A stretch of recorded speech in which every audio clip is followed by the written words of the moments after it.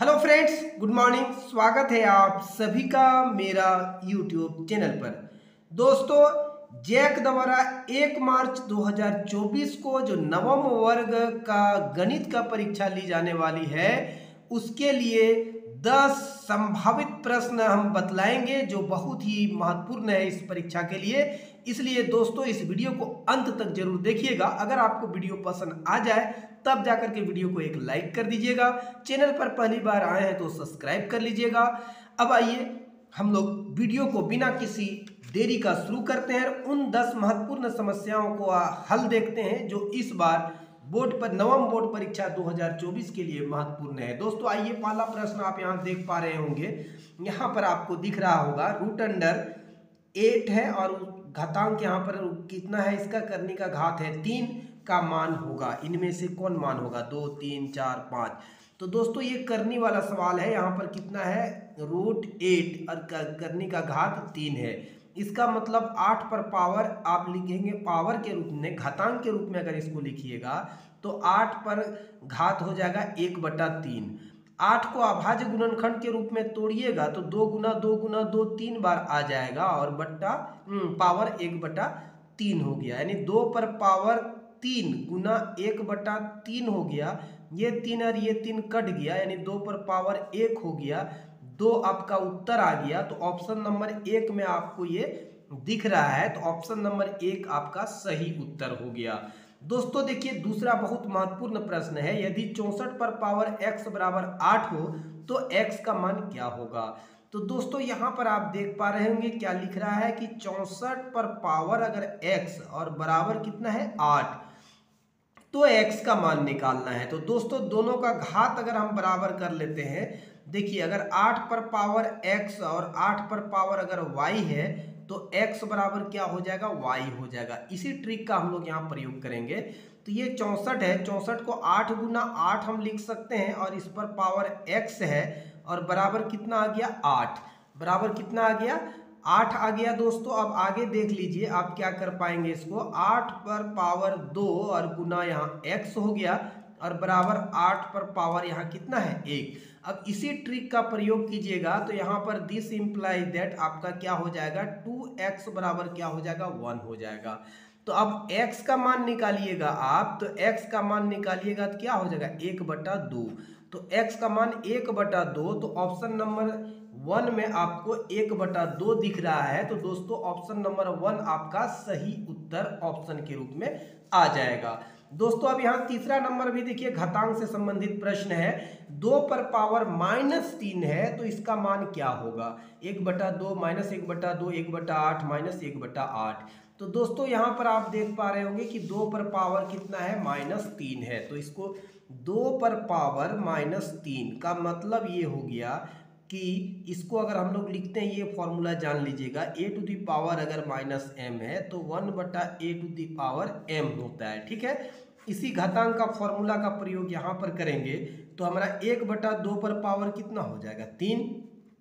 और 2 पर पावर 3 मतलब 2 को 3 बार गुना करेंगे तो 8 आ जाएगा। तो 1/8 क्या हो जाएगा? आपका आंसर आ जाएगा। तो 1/8 आपका ऑप्शन नंबर 3 में दिख रहा है। तो ऑप्शन नंबर 3 आपका राइट ऑप्शन आ गया। ठीक है, अब आइए अगला प्रश्न हम लोग देख लेते हैं।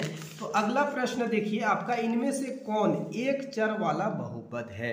तो दोस्तों यहाँ पर देखिए, ये तो इसका घात कितना है? 1, इसका भी घात 1 है, लेकिन यहाँ पर 2 गो चर है। अब यहाँ देखिए x एक ही चर है और एक चर पर ये बहुपद है। ये ऑप्शन नंबर 2 ही आपका सही हो गया। एक ही चर x है, बाकी देखिए इसमें भी 2 चर है और इसमें आपका ये अचर बहुपद है, तो यहाँ तो आपका चर है ही नहीं। ठीक है, तो ये वाला ऑप्शन 2 आपका राइट आंसर आ गया है। दोस्तों अब अगला प्रश्न आप देखिए कि आप देख पा रहे होंगे क्वेश्चन नंबर 5, निम्न में कौन एक बहुपद है?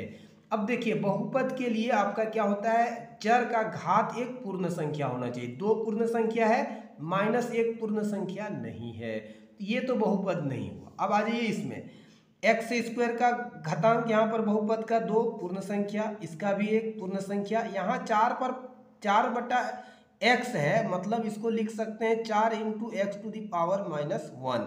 तो यहाँ पर -1 जो है एक पूर्ण संख्या नहीं है, तो ये भी क्या होगा, बहुपद नहीं होगा। अब यहाँ देखिए 5 x का घात 5 है पूर्ण संख्या, x का घात 4 है पूर्ण संख्या, x का घात 1 है पूर्ण संख्या। तो 3 नंबर वाला ऑप्शन आपका राइट हो गया, क्योंकि इनमें से ये कौन सा एक बहुपद है, ये वाला बहुपद है। अब इसका देखने की जरूरत ही नहीं पड़ेगा, क्योंकि 3 वाला आंसर आपको राइट के रूप में आ चुका है। दोस्तों अब अगला प्रश्न देखिए, प्रश्न संख्या 6, निम्न में से कौन सा बहुपद द्विपद है। देखिए इसमें बहुपद दिया गया है, इसमें द्विपद किसको कहते हैं, कौन है।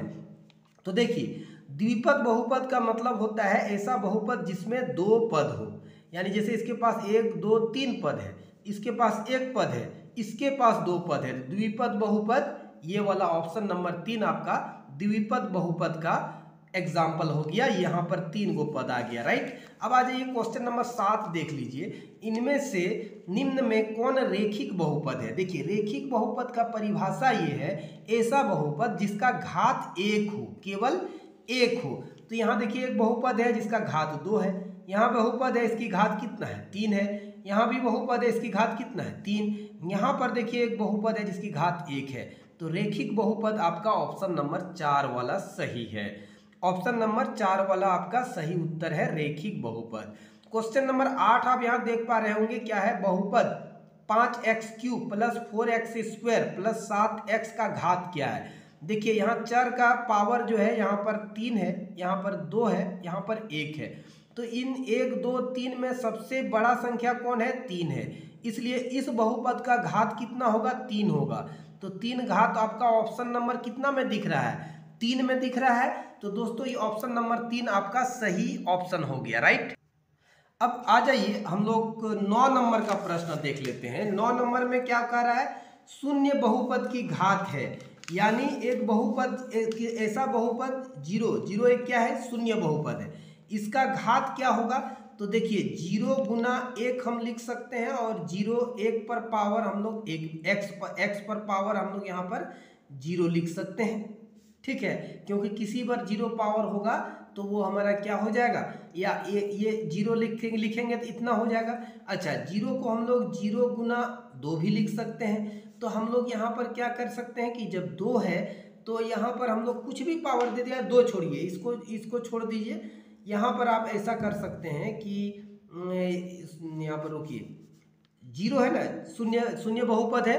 अब इसके साथ आप 0 गुना x⁴, 0 गुना x⁴, 0 गुना x⁴, 0 गुना x⁴, सबको गुना करेंगे तो 0 होगा। तो यानी कहने का मतलब है शून्य बहुपद की घात का कोई परिभाषा नहीं, 1 यहाँ, 2 यहाँ, 3 यहाँ, 4 यहाँ, इस तरह जितना चाहिए उतना घात हो जाएगा। तो इसमें से ना 1 होगा ना 0 होगा, और तीसरा है परिभाषित नहीं है, इनमें से कोई नहीं, तो इसका कोई परिभाषा नहीं है। शून्य बहुपद के घात के बारे में आप परिभाषा दे ही नहीं सकते हैं। इसमें देखिए 1 हो गया, इसमें 2 हो गया, इसमें 3 हो गया, किसी में ऐसा भी लिख सकता है 0 गुना x⁴n। तो कहने का मतलब है इसका घात का कोई परिभाषा हम दे ही नहीं सकते हैं, इसलिए शून्य बहुपद की घात की कोई परिभाषा नहीं है, यानी परिभाषित नहीं है। अब आ जाइए 10 नंबर में, अचर बहुपद किसको कहते हैं। तो अचर बहुपद मतलब जैसे ये 3 है, 3 एक बहुपद है तो अचर बहुपद है। तो अचर बहुपद 3 का जिसमें चर नहीं हो, तो ये 3 को हम लोग लिख सकते हैं 3 गुना 1, और ये 3 हो गया, और 1 को हम लोग लिख सकते हैं x⁴, या इसी को लिख सकते हैं 3 × y⁴, या इसी को लिख सकते हैं 3 × z⁴। यानी यहाँ हम देख रहे हैं कि चर अचर बहुपद में चर का घातांक कितना है, 0, यानी इसमें से अचर बहुपद के घात कितना होगा, 1 नहीं होगा बल्कि 0 होगा। तो ये था दोस्तों आज के वीडियो का अंतिम प्रश्न। तो दोस्तों 10 प्रश्न बहुत ही महत्वपूर्ण है इस बार नवम बोर्ड परीक्षा के लिए, इसलिए वीडियो आपको कैसा लगा दोस्तों कमेंट सेक्शन पर अपना राय, अपना उत्तर जरूर लिखें। अगर वीडियो पसंद आ गया हो, लाइक करना अगर भूल गए तो जल्दी से लाइक कीजिए, चैनल को सब्सक्राइब कीजिए। हमें दीजिए इजाजत, फिर मिलेंगे अगले वीडियो में, तब तक के लिए आप सभी मेरे प्यारे बच्चों और दोस्तों को मैं दिल से धन्यवाद देता हूँ। जय हिंद।